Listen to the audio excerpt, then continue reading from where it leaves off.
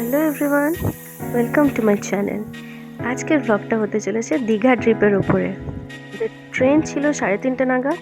একদম মাঝরাতে দেখো, ঘুটঘুটে অন্ধকার। 3টে নাগাদ আমরা ঘর থেকে বেরিয়ে পড়েছি সবাই। অনেকদিন কোনো নতুন ভিডিও দেওয়া হয়নি, তবে এরপর থেকে আমি প্রমিস করছি গাইজ, নতুন ভিডিও আসতেই থাকবে।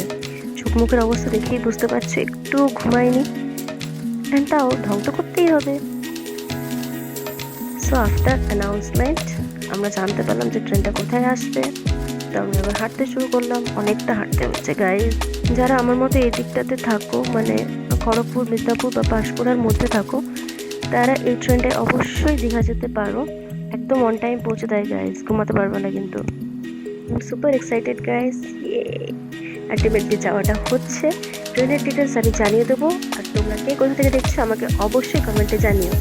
ফেসটা দেখানোর মতো কন্ডিশনে নেই, তো পাটা দিয়ে শুরু করলাম।